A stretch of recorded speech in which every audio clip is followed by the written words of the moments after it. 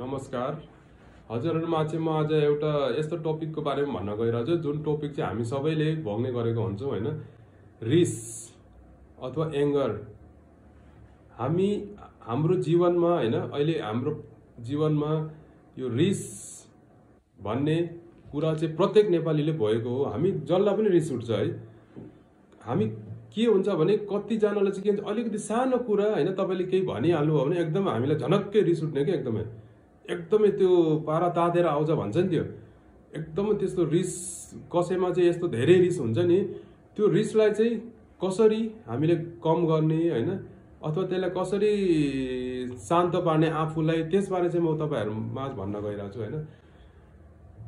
अनि सबैभन्दा पहिलो चाहिँ हैन एकदमै तपाईले कहिलेकाहीँ के हुन्छ भने अब तपाईले कसैसँग कुरा गरिराख्नु भन्छ हैन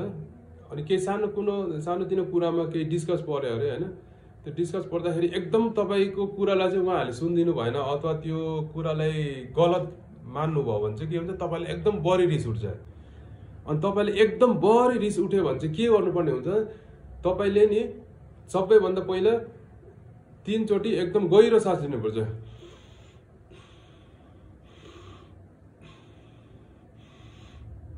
यसरी गहिरो सास लिनुपर्छ यो गहिरो सास लिनुले पनि तपाईको त्यो रिसलाई चाहिँ एकदमै कम गर्छ हैन अनि आफूलाई चाहिँ कन्ट्रोल गर्न सक्नुपर्छ के आफूलाई कन्ट्रोल गर्न सक्नुपर्छ अब जस्तो अब उसको कुराले मलाई एकदम बढी रिस उठेछ भने नि आफूले सकेसम्म नो बोल्दिने के आफू चाहिँ हैन नो बोल्दिने हैन आफू बोलेन भने के हुन्छ नि रिस अझै कम हुन्छ आफू झन बोल्दै गयो भने के हुन्छ भने धेरै बोल्ने आफू पनि बोल्दै उ पनि बोलिरहेछ आफू पनि बोल्यो भने चाहिँ झन त्यो रिस बढ्दै जाने रहेछ के त्यसैले आफूलाई चाहिँ आफूलाई कन्ट्रोल गर्नु सक्नुपर्छ हैन अनि एकदम बढी रिस उठेछ भने तपाईले के गर्नु बरु वाकमा जानुस् उठ्नुस् एकछिन पैदल यसो हिँड्नुस् यताउति यसो बाहिर निस्किनुस् यसो वाकमा जानुस् त्यसले गर्नु तपाईको त्यो रिस कम हुन्छ हैन अनि तपाईको यो अलिक शान्त पनि हुन्छ के दिमाग पनि शान्त हुन्छ अनि तपाई एक्लैमा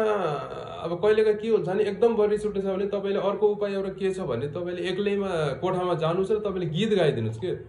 गीत गाउनुस् तपाईले जे गीत आउँछ जे गीत हिन्दी नेपाली जे गीत आउँछ तपाईले त्यो गीत गाउनुस् त्यो गीत गाउँदा पनि तपाईको रिस एकदमै कन्ट्रोल हुन्छ है अनि त्यस्तै तपाईको हामीले भनिन्छ नि यो एक ठाउँमा बसेर हामी अब जस्तो डिस्कस गरिरहेछ झगडा परिरहेछ हैन उसले तपाईलाई के भनेछ तपाईले उसलाई के भनेछ भने के गर्ने नि त्यो ठाउँलाई चेन्ज गर्ने के एकै ठाउँमा बसिराख्नु हुँदैन अब जस्तो तपाई यहाँ बसेर एकदम तपाईको डिस्कस गरेर तपाई उठेर बाहिर निस्किनुस् अर्को ठाउँमा जानुस् त्यसले पनि तपाईको एकदम त्यो रिसलाई चाहिँ एकदमै कम गर्छ अनि अर्को एउटा एकदम सजिलो उपाय भनेको यो जुन हामी काउन्टिङ हुन्छ नि यो गलत मतलब सरी यो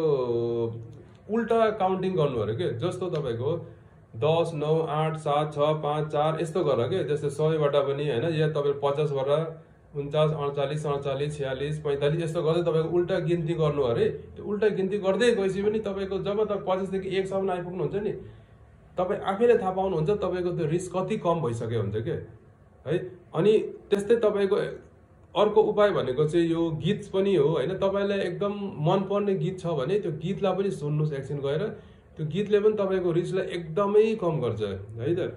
हस् त धन्यवाद।